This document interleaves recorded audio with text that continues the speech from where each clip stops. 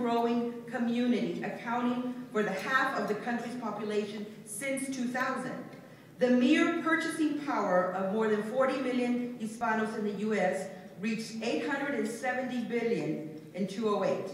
And I saw some of you at Forever 21 and Sara off on Michigan Street, so I know you were spending your money. Onta mi amiga de Colombia. I saw you, we were in line. There you are, Malita. She was dropping part of that money. In statistical terms, these numbers are significant. If you think about these numbers, they mean everything that matters in America and related to the change in growth for the Latinos. So everything that happens from here on must have a Latino dimension. So in numbers and purchasing power and projected growth, Latinos are gaining power. But we also know, and you've heard from your speakers in the last day, that we are also challenged by many issues. Poverty, education, teen pregnancy, and how do we ensure that Latinos who represent the fastest growing segment of the workforce grow in overall economic social strength? Well, in this country, the federal government is not only the largest employer, it is a gateway for research, policies, programs, social justice, and regulations that have the capacity to build and strengthen segments of this population and the underrepresented population. As Latinos, we should have a voice at many levels. Of course, we can vote for elected officials who represent our interests at local and state and national levels, but there's a vast resource we often underutilize, and that's civil service. The opportunity to work for the federal government becomes a direct link to the needs of the issues faced by Latinos. Most recent numbers, and I will share with my previous speaker the things that I also found, in most recent numbers published by the Office of Personnel Management, which is the human resource office for the government, indicated that Hispanics, although are growing into the federal government, we are still underrepresented.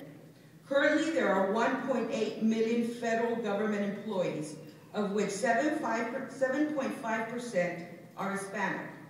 By contrast, 17.5% are Black, 5% are Asian, and nearly 70% are white. Now, of these 105,000 Hispanic government workers, only 3.8% represent the highest government pay level, which is like the senior exec, los meros fregones, you know, the ones making all the decisions. That's it. Only 3.8 of us Latinos are up at that level. There are professionals who make the funding, and these folks, the ones at the los meros fregones, they are the professionals who make the funding and policy decisions that determine whether Hispanic issues are addressed. Most Latinos working in the government earn between $55,000 to start, and of course these numbers vary from each department.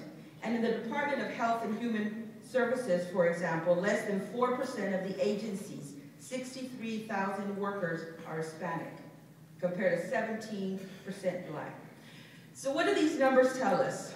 These numbers tell us that Hispanics, who make up the fastest growing segment of the American population, have nearly the lowest representation in the federal government. In other words, we need to be at the table to make decisions for our community. Sí or no? Sí. We must increase the numbers of Latinos who work for the government in order to take advantage of the vital opportunity to make our voice heard. Civil service offers Hispanics the opportunity to make a difference in policy, regulation, and programs. And with nearly 85% of federal jobs located outside of Washington, D.C. area, there are many opportunities that make a difference right in your own state. But having said that, the role that has the most and the greatest impact in our community is that in Washington, D.C.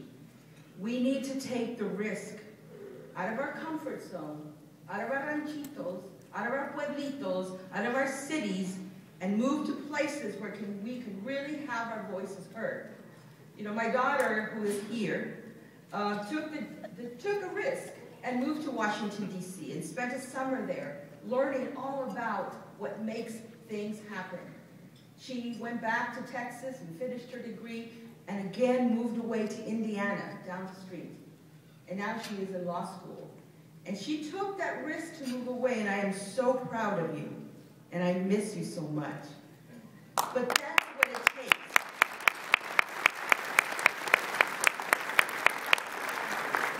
It takes us not being afraid to have our voices heard.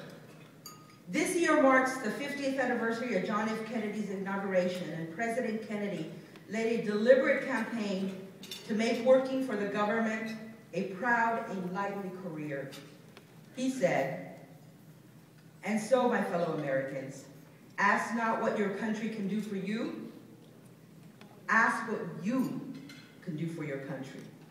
And this is true for the Hispanic community and our culture. Our success in elevating the economic and social status of Latino is really dependent on our involvement in government and community. As Latinos, we build the strength of our voice within the federal government. We must keep our children in school and prepare for all the opportunities in the federal government. And many of you who are considering careers, or maybe even changing your career, you need to know that professions such as diverse as art, design, architectural, forestry, biological service, communication, education, research, engineering, international relations, wildlife management, law enforcement, and social services are all kinds of jobs you can do in the government. Also nurses, dental hygienists, zoologists, muchas cosas, attorneys, doctors, you name it. It is very important that we inspire our youth and encourage college preparation. It is also important that we get involved in our communities and teach our children that there are options for a career. We must act now. If not now, then when? And so today when I respond to mi papi, le digo, sí papi, trabajo en una oficina y otra oficina, and I am making a change in my country because I knew that there were options for me. It's not one-way path. It is many paths. And I hope you consider all of those paths. Thank you.